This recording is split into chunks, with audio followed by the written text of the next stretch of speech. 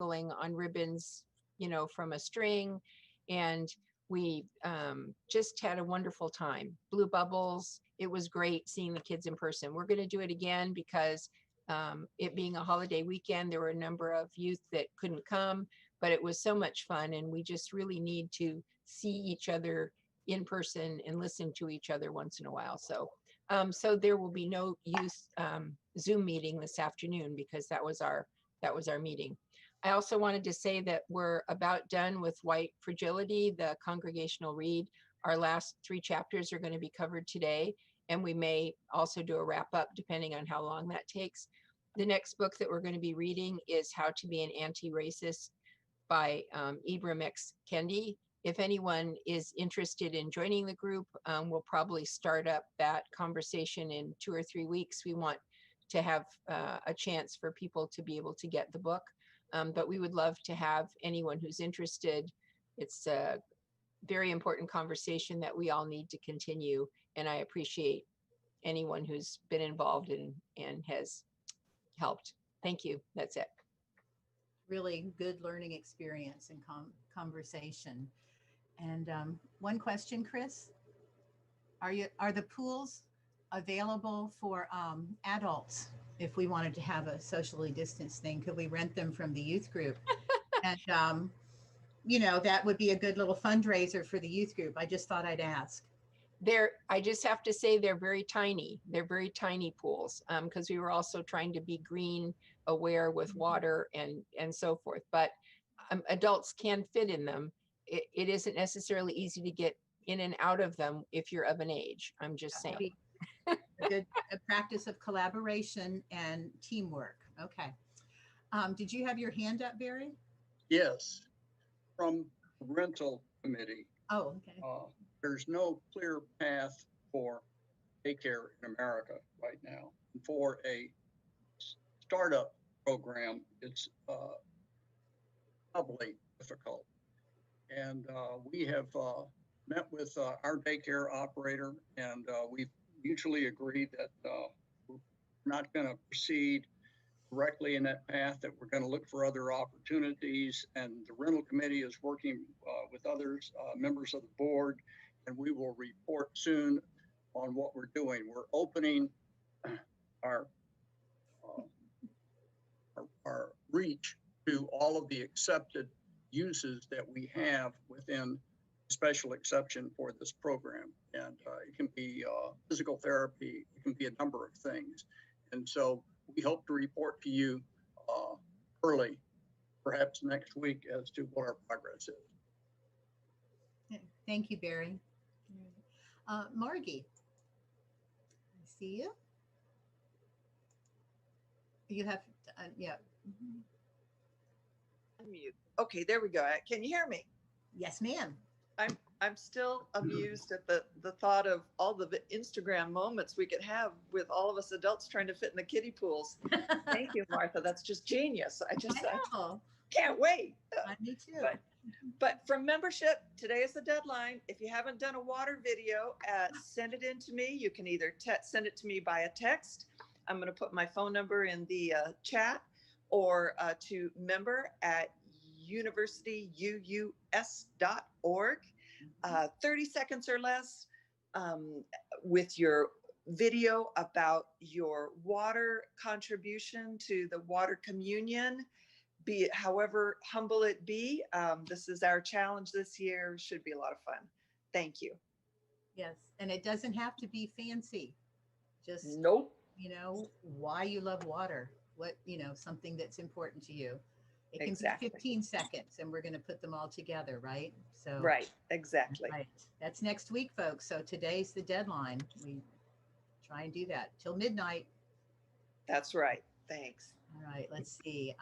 Chloe McElroy has put something in the chat about Millennial Group, and it's always good to put a face to it. Go ahead. I just dropped the link in the chat from Millennial Group. We just had a successful meeting this past week on Thursday. We're trying to mix up the days to make sure that people can make it to at least one of them. So this time it's going to be Tuesday, September 15th at 6:30 on Zoom. I dropped the link in the chat. We also have a Facebook group If you want to get information that way, I also put my email address and my phone number. Texting is better for me if you want an instant response, but I do check my email. So Tuesday, September 15th, Millennial Group. If you consider yourself millennial, you consider yourself someone who wants to talk with millennials, come and join us. Okay. All right. Sarah Sullivan. Hello. We have been having covenant groups for a number of months now, and some people are really enjoying them. I want to let people who are not part of a covenant group know that you are still welcome. We have groups that have space, and we would love to have you join us if that's something you want to do. So if you're interested in joining, you can reach out to me. I'll put my email in the chat, or you can email Trista at info@universityuus.org, our standard church email address, and she'll get you linked up with me as well. Thank you. Very good. Thank you. Yes, they're a good time to connect with each other for sure. Kelly? Yes, good morning, everyone. Just a reminder that the reopening task force is working hard, and we are having our second meeting this Thursday, September the 10th. So stay tuned. All right. Thank you. That's very important work. We look forward to that. Time for that meeting? What A time? time? Yeah. It's 6 o'clock. 6 o'clock. Okay. I don't see, I'm going to take one last look for raised hands. Okay, and I don't see any more blue hands in the chat. The parent group support group is meeting tonight. Get in touch with Crystal. I'm sure that I feel like all the parents that are here that's really a well-supported group, and there's a lot of good support to get there. Don't see anything else. We've got the women's group email is in there. I got Margie, the link about the League of Women Voters in Seminole County, which should be very interesting, the millennial group. Yes, we can just put our feet in the kiddie pool. If there are people that want to have a socially distanced feet in the pool moment, let me and Lorraine know. We'll make it happen. Okay. Water. Don't forget about your water. And a covenant group, Sarah's in there. So I don't see anything that hasn't been mentioned, but lots of good information there.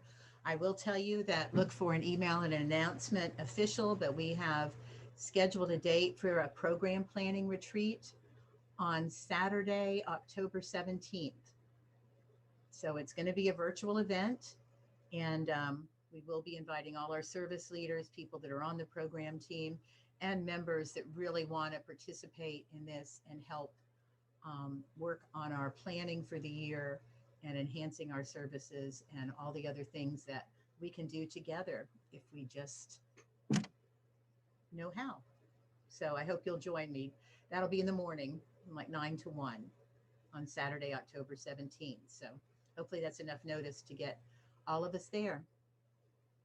And I'm going to turn it back to Mr. Berry.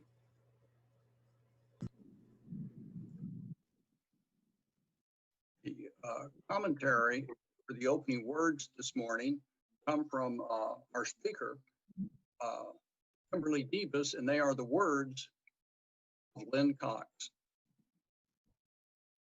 Come, you accidental pilgrims, you who find yourself on a journey of surprise and wonder. Come, you who emerge into this place as an act of liberation. Come, you who seek a life of mindfulness and a place to test your thoughts. Come, you who bring hearts of all kinds, heavy hearts, crusty hearts, hearts broken open in revelation, hearts full of love to share. Come, you who seek courage, and you who have more courage than you realize. Come, you who stand near the shore, gathering up the resources to claim your truth.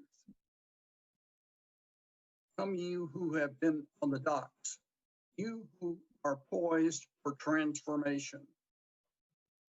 We begin our story again, gathering courage, love, mindfulness, a sense of purpose. This journey will ask much from us, Let us move forward with love. Let us move forward with appreciation for one another. Let us move forward knowing we are not alone. Whoever you are, whatever your gifts, welcome to this journey. And now for opening music, we have again a video from Kimberley. Come, whoever you are.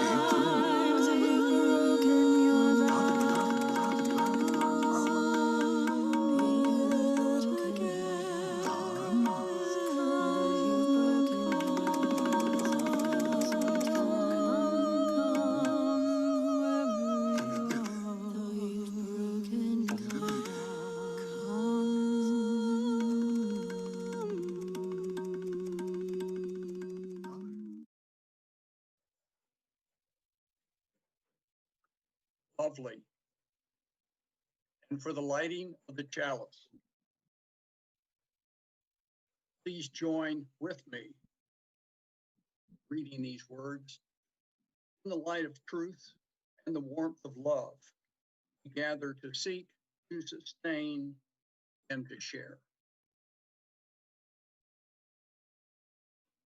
And follow that with our affirmation, words important to us also. Love is the spirit of this church. Service is its gift. This is our great covenant, to dwell together in peace, to seek truth in love, and to help one another.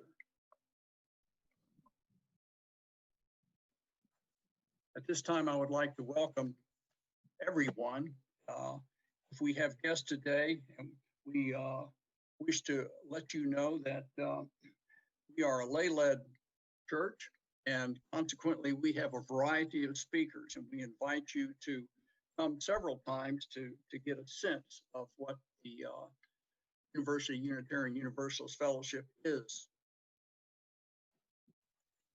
So with that, I would like to move from welcoming our guests to joys and concerns.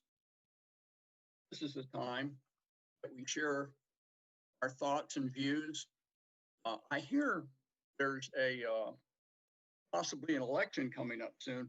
We don't want to talk too much about politics today. We want to share our concerns and our joys as they relate to our lives. So please invite you to go do that.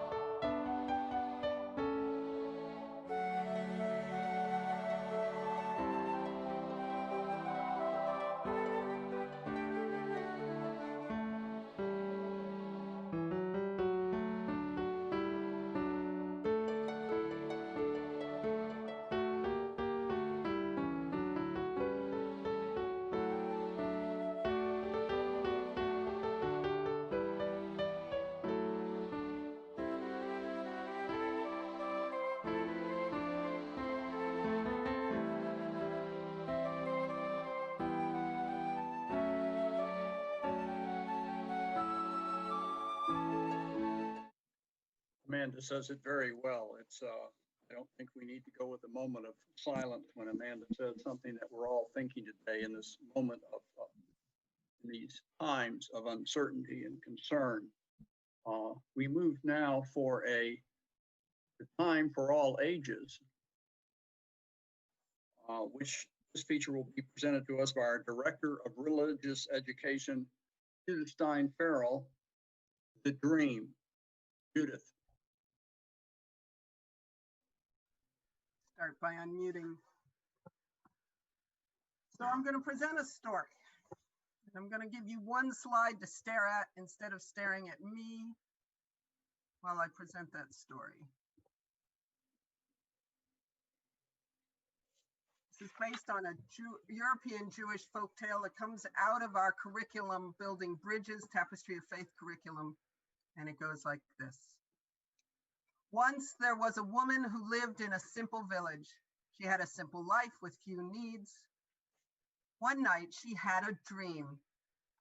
She dreamed a treasure was buried under a bridge far away in the capital city.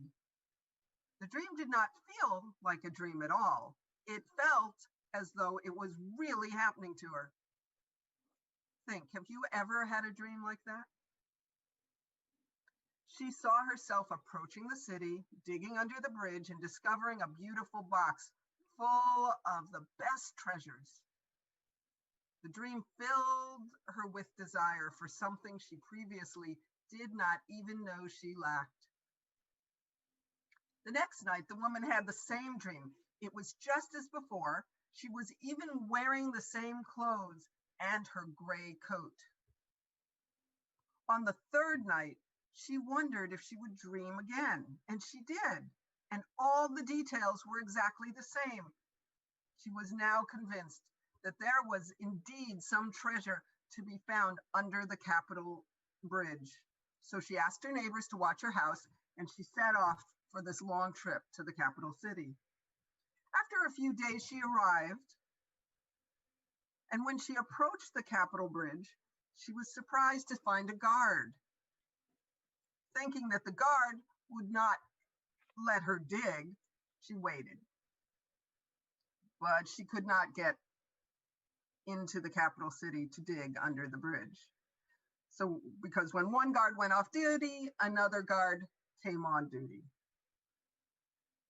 Finally, she couldn't stand it any longer, and she approached the guard and she said that she had dreamed about her, she talked about her dream and said she had come to the capital city bridge and she wanted to dig the earth to find that rare treasure.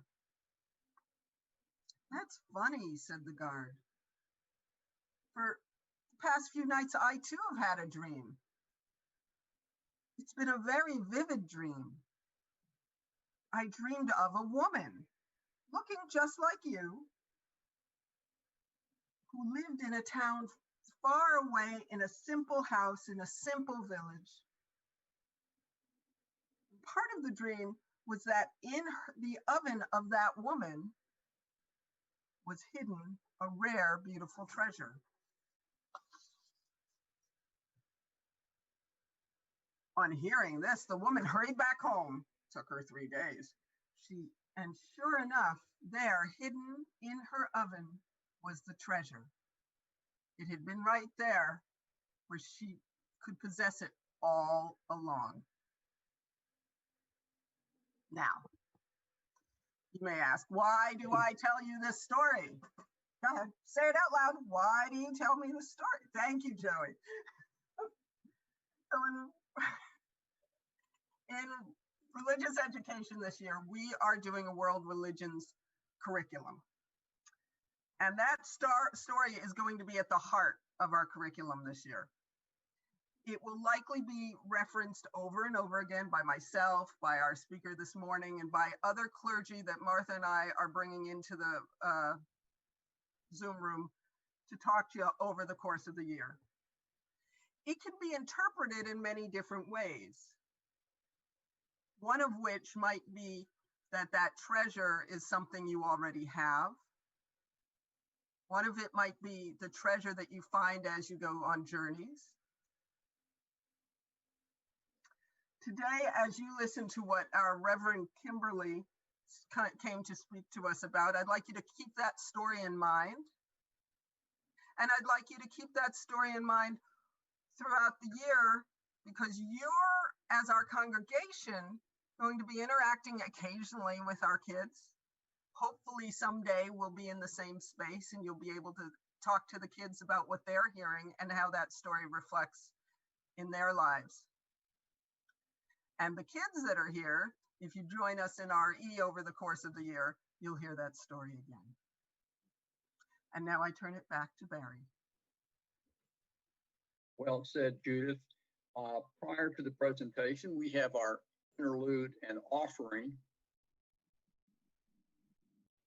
And it is important that we give deeply, and that we need to say who we're make our contributions to.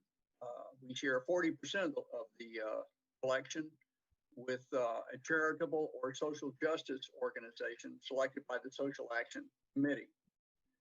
We have a website that you can go to if you wish to make a donation, or we gladly can provide an address or go to our website for sending checks directly to the church.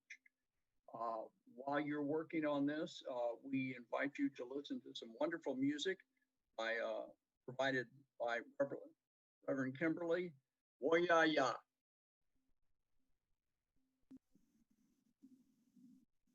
We are going, heaven knows where we are going. We know within, and we will get there. Heaven knows how we will get there, but we know we will. Whoa, yeah, yeah. Whoa, yeah, yeah. Whoa, yeah, yeah. Whoa, yeah, yeah. Whoa, yeah, yeah. Whoa, yeah, yeah. Whoa, yeah, yeah. Whoa, yeah, yeah. We are going. Yeah, yeah. Whoa, yeah, yeah. Whoa, yeah, yeah. We are going. Whoa, yeah, yeah.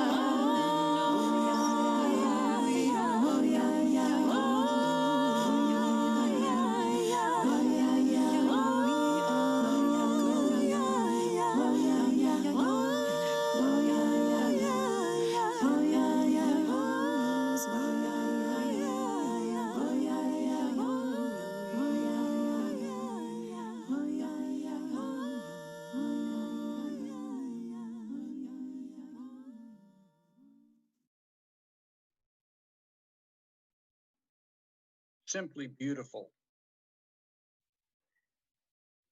Our presentation today comes to us from Reverend Kimberley Debus.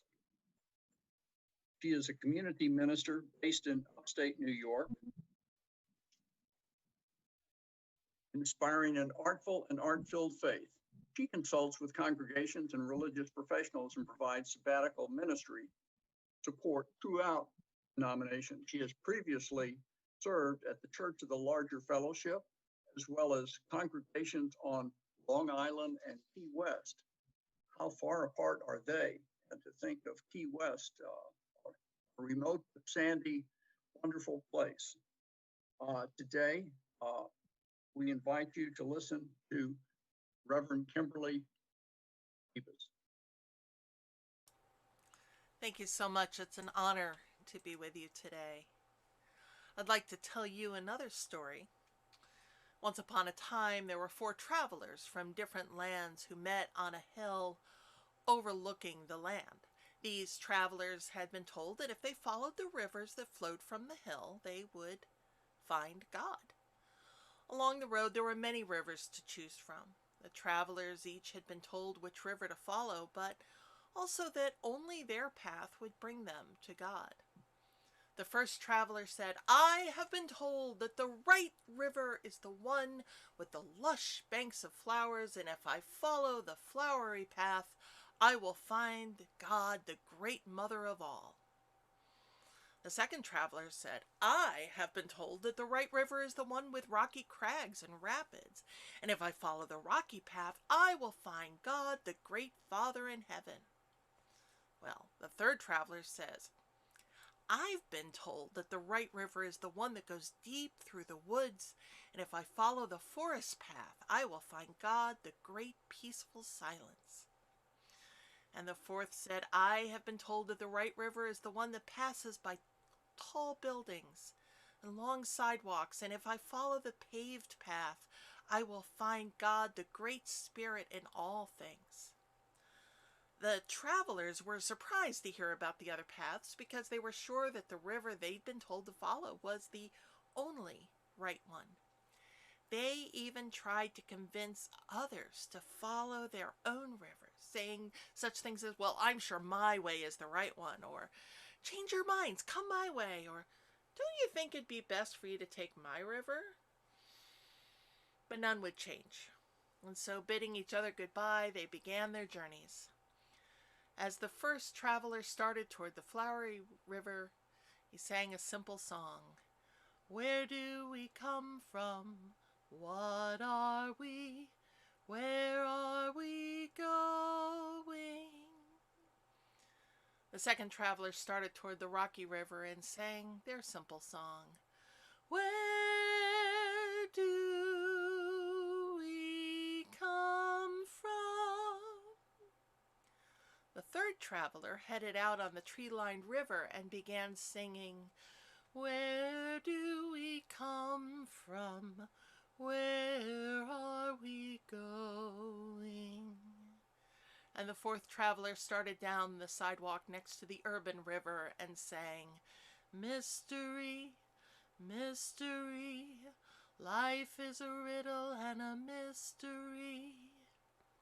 As the travelers walked, they could hear each other's song in the distance and thought to themselves, how very strange those other songs sound. Soon they were traveling alone and could hear none of the others. Sometimes following their river was easy and sometimes it was hard. But finally, each of the rivers neared the shores of the ocean. They began to hear the other travelers' songs, but now they said to themselves, I didn't realize how beautiful those songs are. All four came to the shore within minutes of each other. They stopped and eagerly looked around. The first one cried out, Oh, great mother of all, I have found you. The second cried out, Oh, great Father in heaven, I have found you. The third called out, Oh, great peaceful silence, I have found you. And the fourth cried out, Oh, great Spirit in all things, I have found you. But they realized they were all seeing and calling out to the same God. Then they realized that each of their paths was an important part of the journey, and that the things they saw were just as important as the things others saw, both on the path and in their God. And soon they started singing. The first traveler, who had followed the flowery path, started their song. Where do we come from?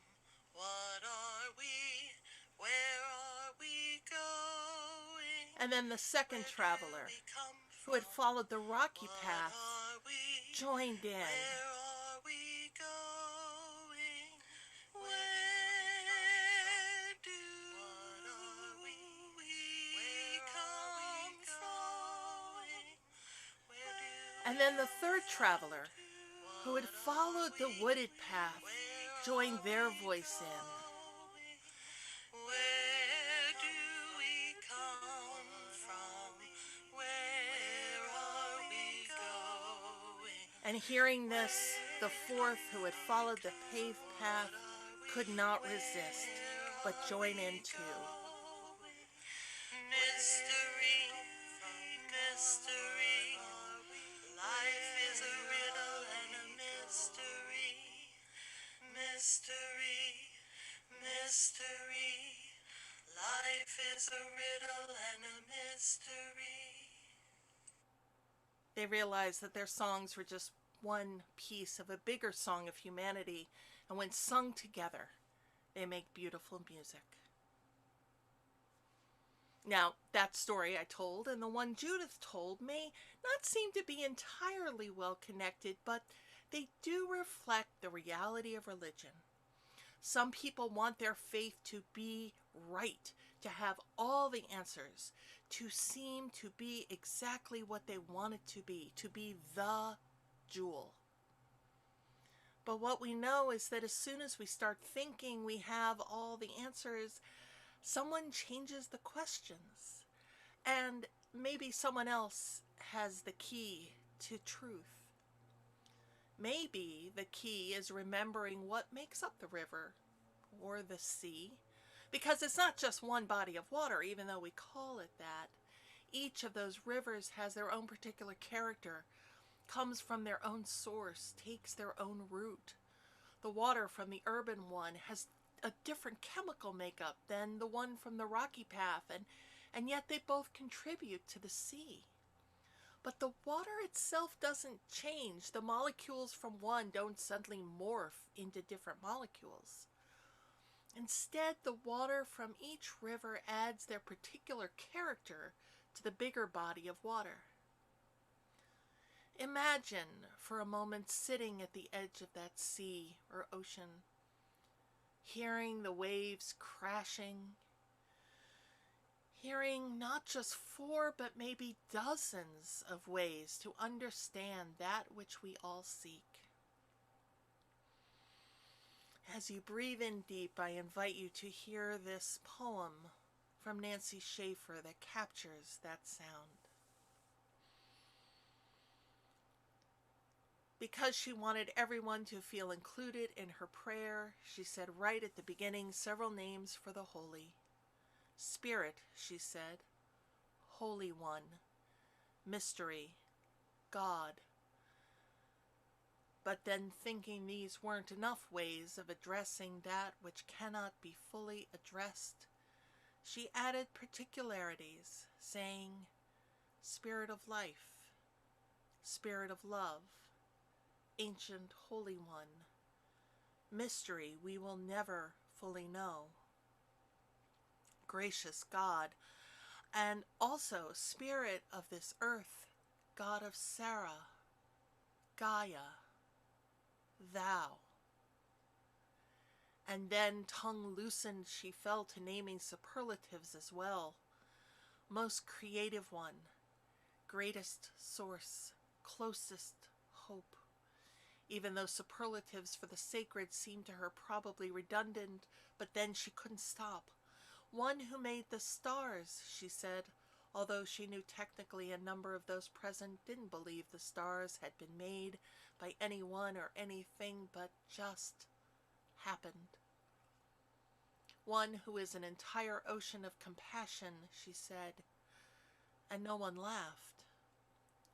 That which has been present since before the beginning, she said, and the room was silent.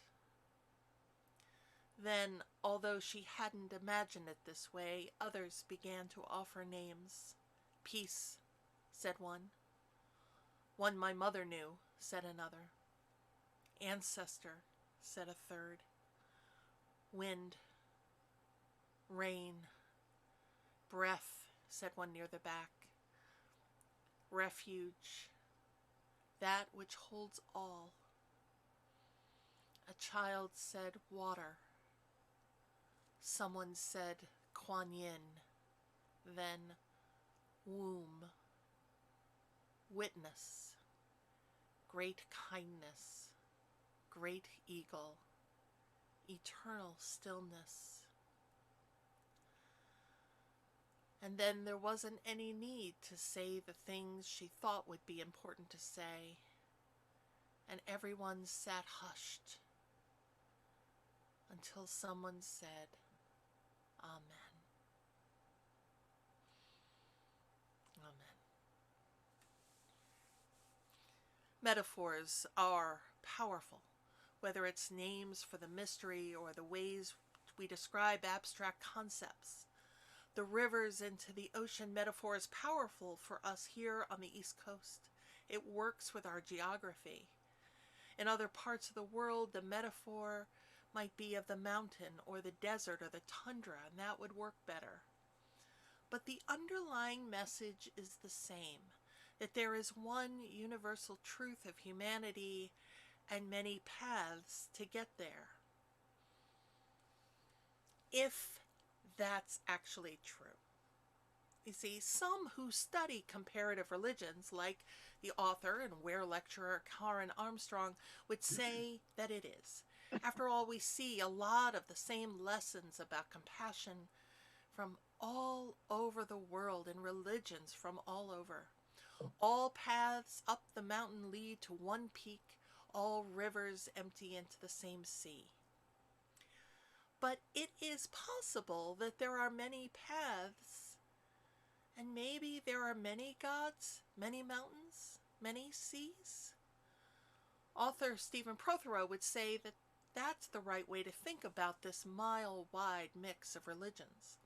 Each religion has its own particular questions, and thus its own particular solutions. And that makes sense, especially when we engage in the stories that define the world's religions. At the heart of any religion, you'll find stories, something that gives shape to a concept, that tells us what's laudable and what's contemptible, something that tries to name the unnameable for that culture. Every religion has creation stories and origin stories, stories that teach morals and ethics, stories that reveal truths in a way that help us enter the difficulty of being human sideways, that help us consider our place in the world. And yes, as Prothero suggests, the questions that people seek answers to are different. So not only are the religions different, the stories are different, the sacred texts are different, the rituals and the rites of passage and the celebrations are different. Yet even with all of those differences, those stories all point to aspects of our shared humanity. If you'll allow me another moment with a rivers metaphor, all of those differences still flow into the same sea because all of humanity's questions are bigger than just one solution, bigger than our imaginings. The sea is made up of all of us and all of our experiences and all of our ideas and our beliefs and our questions. And when we stand at the water's edge, looking across the sea, we begin to connect the dots, the lessons of all the world's religions, and are teaching us about love and justice and inclusion and care for each other and the planet. Even with 7+ billion people, each with their own ideas and their own questions, the stories that show up over and over tell us how we can be a little bit better for ourselves and each other. And this is the story that guides Unitarian Universalists toward the solution that we seek. I think our question is, how do we draw the circle wide enough to truly affirm and promote all of our principles, from inherent worth to justice to compassion to the interdependent web? That's our question. And we know it is because it's what our principles ask of us, and, well, we talk about our principles a lot. But our principles, without some grounding, are just empty words. We need to ask ourselves, where do they come from? Where do we get the idea that we should affirm and promote any of these things? Well, they come from our sources, which read as follows, and you might have with you a hymnal or maybe the UUA website, and you can see these, and I'll read them to you. Direct experience of that transcending mystery and wonder affirmed in all cultures, which moves us to a sense moves us to a renewal of the spirit and an openness to the forces which create and uphold life. Words and deeds, a prophetic people which challenge us to confront powers and structures of evil with justice, compassion, and the transforming power of love. Wisdom from the world's religions, which inspires us in our ethical and spiritual life. Jewish and Christian teachings which call us to respond to God's love by loving our neighbors as ourselves. Humanist teachings which counsel us to heed the guidance of reason and the results of science and warn us against idolatries of the mind and spirit. And spiritual teachings of earth-centered traditions which celebrate the sacred circle of life and instruct us to live in harmony with the rhythms of nature. Wow. We name these 6 sources as foundational to how we as Unitarian Universalists understand our grounding and our principles. They come from literally around the world and are indeed fascinating. But if principles without sources are empty words, then sources without our principles are just a library. Because the real reason we draw from our sources and study them, as you will be doing this year, is because we are more than a library. We are faith. And the sources tell us who we are, who we want to be, and how we put our faith into action in our communities, in our world, and for ourselves. So what does it mean to draw wisdom from the stories and rituals and ways of meaning that come from the world's religions and direct experience in nature and the prophetic people who inspire us? Does this mean that Unitarian Universalism is kind of like a fire hose, overwhelming us with millions of words and ideas? Because yes, it can feel like that. And when we look at our sources, it may seem a little bit like a candy store. We're choosing a little bit here and there. We're getting the caramel and the turtle and whatever else attracts us. But remember that our 4th principle calls us to a free and responsible search for truth and meaning. In other words, we approach this with discernment. As author Mirabai Starr writes, I believe we are endowed with a faculty of discernment that guides us to seek life-giving truths. When we encounter different faiths, we know exactly how to excavate and sift to find the jewels that lie at the heart of every tradition. Every religion contains a treasure trove of wisdom teachings and transformational practices, and each one is also burdened with the decisive messages and a history of violence and oppression. The gems are our birthright, and this God-wrestling process is our legacy. It requires tremendous rigor and courage to say yes to beauty wherever we encounter it, and to say no to whatever generates poison. So, a little history, of course, Unitarian Universalism finds its grounding in Christianity. But, and I'm really broadly summarizing here, the inevitable conclusions of Unitarianism and Universalism are that the ideas of one God and that all are saved mean that these 7+ billion people might have a bunch of different ways of understanding those ideas. We have learned that spiritual grounding and wisdom is too extensive to be contained in any one religious tradition, and our propensity for curiosity leads us to explore and consider the stories, the rituals, and the wisdom that has been revealed and discovered and hinted at by religious folks of all times and places, told to us by science, by philosophy, by prophets and protesters, musicians and artists. We recognize not just the need, but the compulsion to explore the world's religions and the world's wisdom. Reverend Lisa Doge offers this example.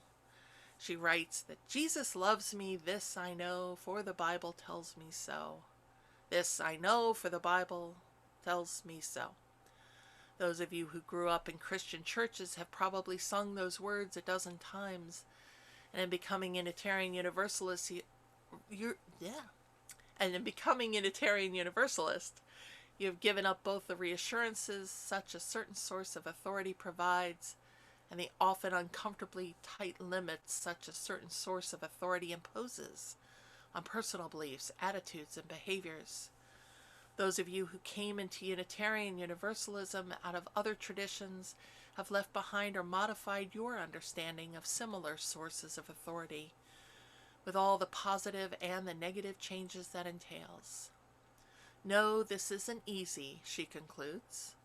The lack of a single scripture or authoritative law puts the responsibility on us to do the demanding, often subtle, at times confusing, and times exhilarating work of examining each text or idea as we encounter it. In other words, we aren't just believing in anything, because that would be irresponsible. I like how the Reverend Meg Riley, who is one of our new UUA co-moderators, I like how she explains it. We can't believe or do anything we want and claim to be living our UU faith. It means that we have to be willing to remain open and fluid, of freezing up on our favorite or unconscious beliefs. It means dismantling distortions that oppressive systems have instilled in us. It means we have to always know there is much more that we don't know than we know, and that wisdom comes in many forms.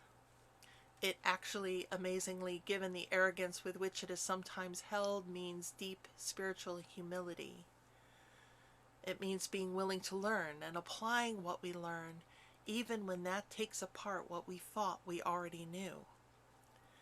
It means following the life force without an instruction manual.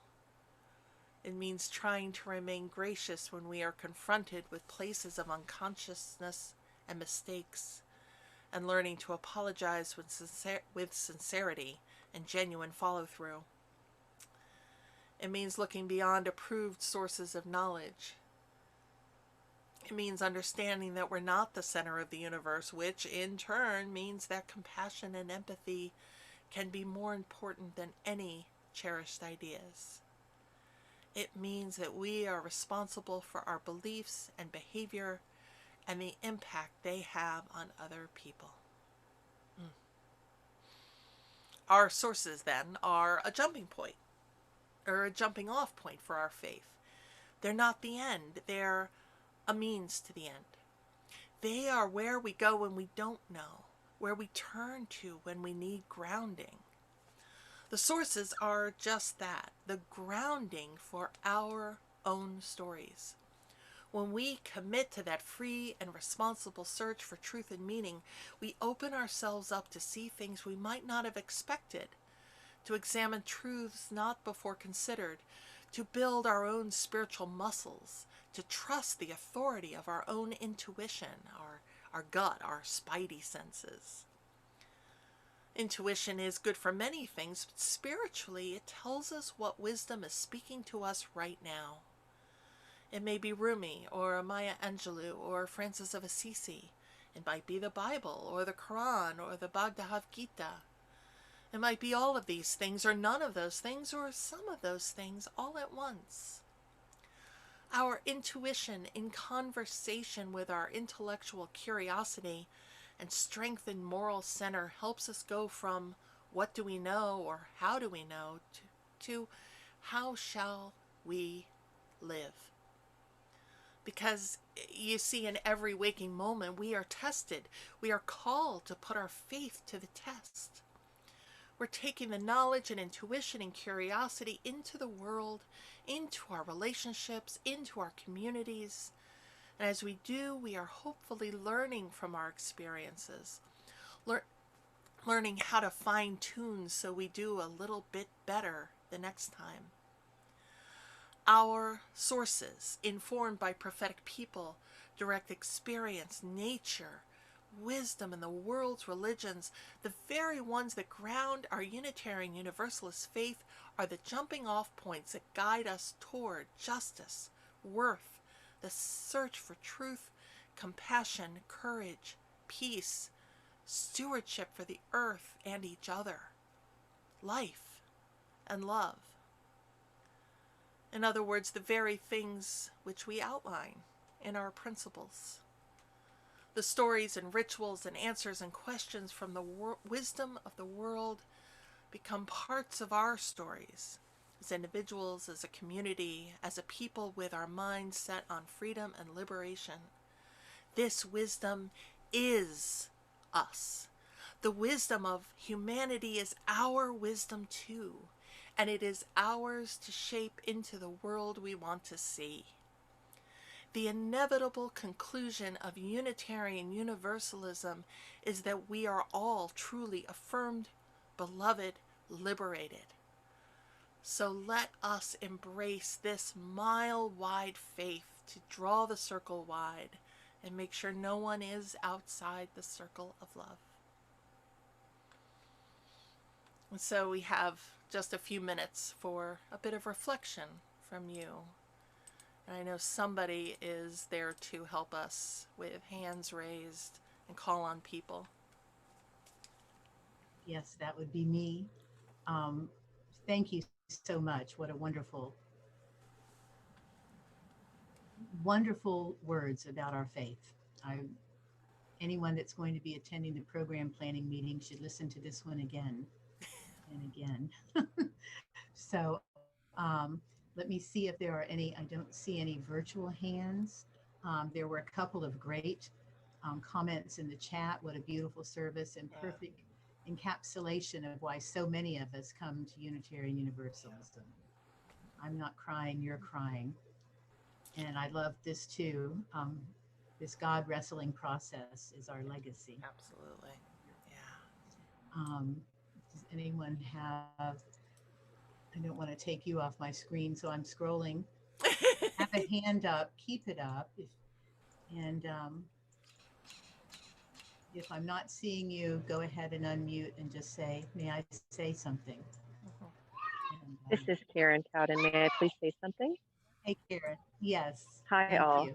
I just wanted to thank you for the beautiful blended music. That really lifted my day. Thank you. You're The welcome. talk was wonderful, of course. That just was an extra nod. Thank you for that.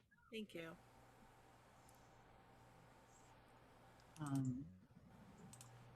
I think we might all just be still held in those words and the power that we have That's right. to use our faith responsibly and make the world what we want to see it.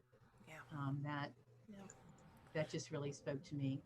Thinking And you family are members going to and people have and conversation. months and months to explore these ideas and concepts and these world religions differently. So definitely a great jumping off point. I mean, this is the first of our new academic year, so to speak, as we keep growing and learning together. So our last comment, they're brilliant, which is why you study so much. This didn't just happen overnight, did it? That's right. It's a process. It and is. A journey. We talk about, for many years, we talked about Unitarian Universalist ministry as a learned profession, and we've shifted our language to a learning profession, remembering that, you know, revelation is not sealed also means that there's more for us to learn and discover. So every day, that's my favorite stone from Luther Adams. Revelation is open and continuous. So let's hold that thought. And thank you, Kimberly, very much so. And let's turn it back over to Barry, wherever he is.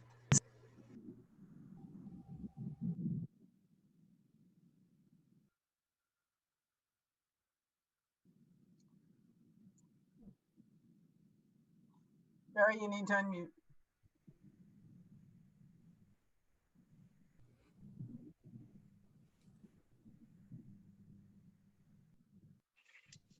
think I can be heard now. I didn't realize I turned off.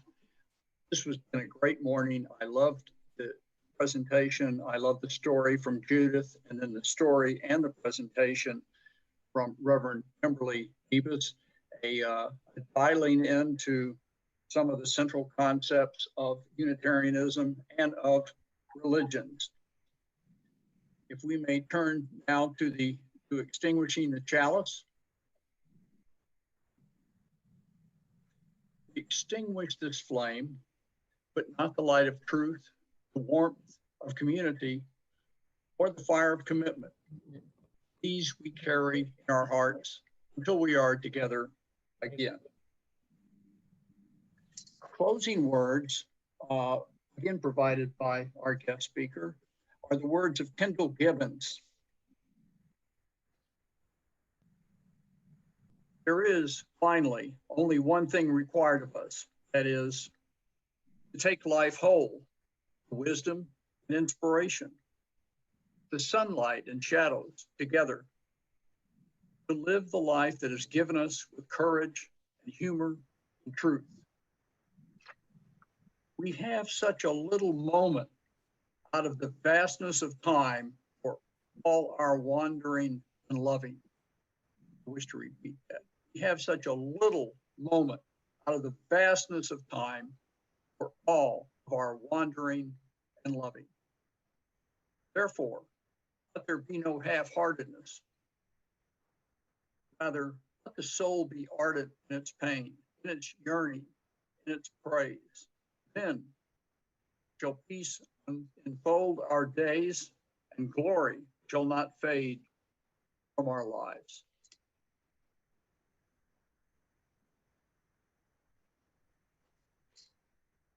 And with that, we conclude our service. I wish to say that many of us like to stay for a moment and chat and talk, and I welcome everybody who wishes to do so. And again, thank you so much to our guest speaker, Kimberley